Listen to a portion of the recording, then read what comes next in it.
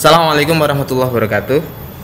Waalaikumsalam warahmatullahi wabarakatuh. Baik anak-anakku semuanya, selamat pagi. Semoga kita dalam keadaan sehat selalu. Apa kabarnya?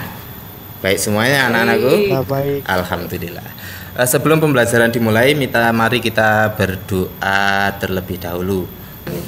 Terima kasih Mbak Rostiah ya yang telah memimpin doa. Baik, sebelum pembelajaran dimulai saya absen dulu.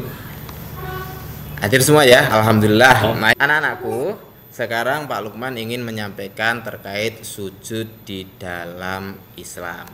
Sujud adalah gerakan dalam sholat yang dilakukan dengan meletakkan dahi, hidung, kedua tangan, mulut, dan kedua kakinya. Berarti sujud itu ada 7 titik anggota badan yang diletakkan di tanah.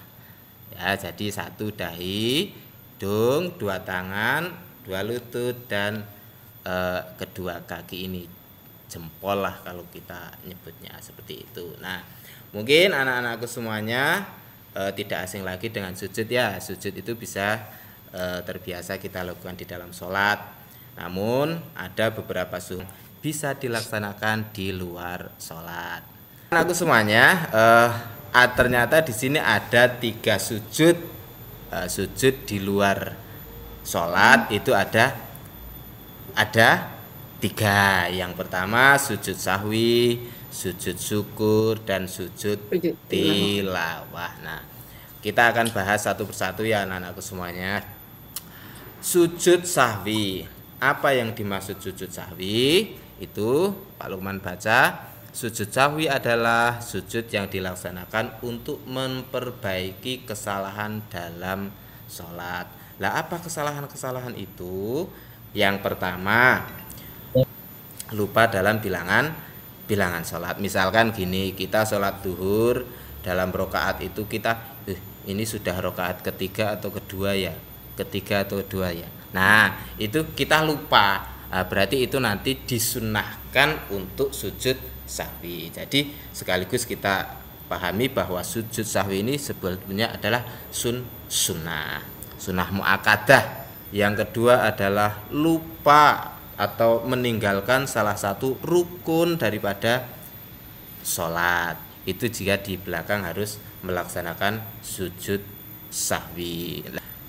Anak-anakku semuanya, yang kedua adalah sujud syukur. Sujud syukur adalah sujud yang dilaksanakan untuk menunjukkan rasa syukur kita kehadirat Allah Subhanahu wa taala atau terhindar dari mara bahaya. Anak-anakku semuanya, jadi ada 2 hal. Patut kita bersyukur dengan biqauli tahmid, membaca tahmid alhamdulillahirabbil alamin. Tapi alangkah lebih baiknya ketika mendapatkan nikmat, kita juga perlu namanya sujud syukur. Atau misalkan terhindar dari bahaya gitu. Kemudian yang ketiga adalah sujud tilawah. Lah, sujud tilawah ini adalah sujud yang dilaksanakan ketika mendengar atau membaca ayat-ayat Al-Qur'an yang mengandung perintah sujud atau kata-kata sajdah. Contoh, ada kata firman Allah di dalam Al-Qur'an itu wasjud waqtarib. Nah, seperti itu. Nah, sekarang kita coba lihat satu persatu tata cara sujud. Pertama, sujud sahwi itu dilaksanakan ketika sudah selesai membaca tahiyat akhir. Fil ala itu kan tahiyat akhir, kalimat terakhirnya fil alamina innaka hamidum majid.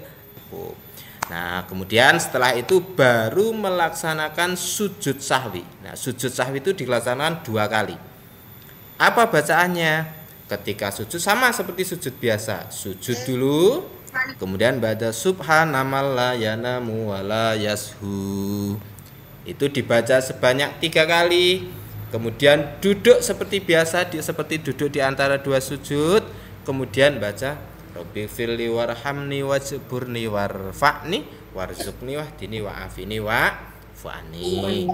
Setelah itu sujud kembali lagi membaca ini subhanamal la yanamu walaizuhu 3 kali. Kemudian duduk tasyahud akhir, kemudian dilanjutkan salam. Bisa dipahami anak-anakku? Bisa, Pak. Alhamdulillah.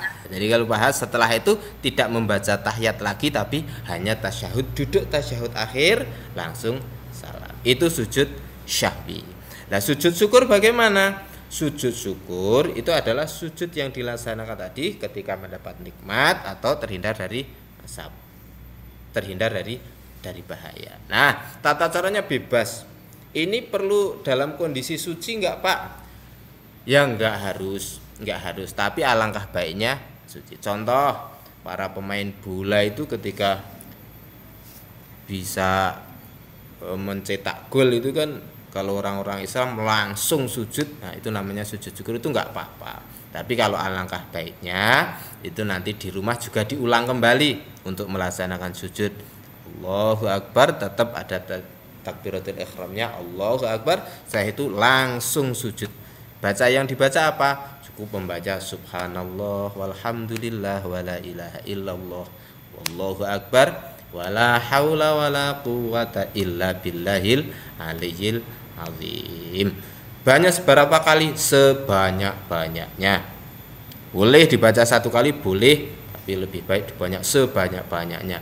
Syukur-syukur ya 2 hari juga nggak apa-apa gitu anak-anakku ya. Ya kayak gitu. Kemudian selanjutnya adalah sujud tilawah. Sujud tilawah adalah sujud seperti tadi sudah sampaikan ketika kita sendiri, misalkan Pak Lukman nih baca wasjud waqtarib. Nah, Pak Lukman berhenti sebentar kemudian langsung sujud boleh, atau teman Pak Lukman yang sedang mendengarkan Pak Lukman membaca ayat sajdah tadi langsung kalau paham langsung bisa melaksanakan sujud. Apa bacaan yang dibaca ketika sujud sahwi? Itu ada, sudah saya tampilkan. Bismillahirrahmanirrahim. Sajada wajhi lilladzi khalaqahu wa sawwarahu wa syaqqa sam'ahu wa basarahu bihaulihi wa quwwatihi. Nah, biasanya sampai situ.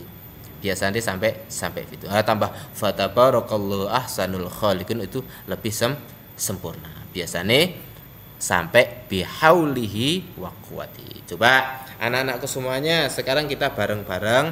Kalau sujud sahwi sepertinya karena pendek, saya yakin kalian sudah hafal semuanya. Kalau sujud sujud yang kedua itu sujud syukur, bacaan-bacaan kalimat thayyibah sering kita baca. Kemudian coba yang ini kan seperti hal kayak asing gitu, kayak asing dan jarang dipahami. Coba kita baca bareng-bareng anak-anakku semuanya. Bareng-bareng ya, pelan-pelan saja. Bismillahirrahmanirrahim. Sajada wajhi lilladzi khalaqahu wa sawwarahu wa syaqqa sam'ahu wa basarahu bihaulihi wa quwwatihi wa tabarakallahu ahsanul khaliqin. Baik, alhamdulillah anak-anakku semuanya hebat-hebat, semuanya pinter-pinter membaca Arab.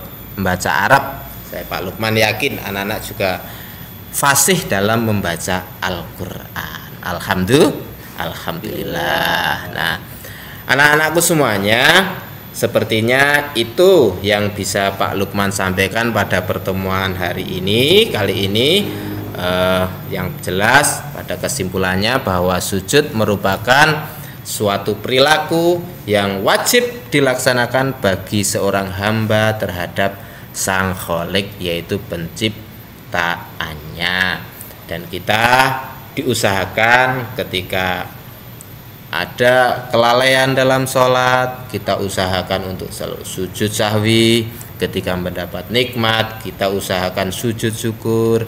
Ketika kita mendengar ayat-ayat sajdah, kita disunnahkan untuk membaca sujud tilawah. Barangkali itu anak-anakku semuanya. Ada yang mungkin dipertanyakan? Ada yang ditanyakan atau tidak anak-anakku, atau sudah paham semuanya? Paham, Pak. Alhamdulillah kalau sudah paham. Pak Lukman senang. Untuk minggu depan coba kita nanti akan praktek di masjid. Nah, minggu depan kita praktek di masjid. Pak Lukman contohkan di masjid. Nanti kita praktek bersama-sama untuk melaksanakan sujud.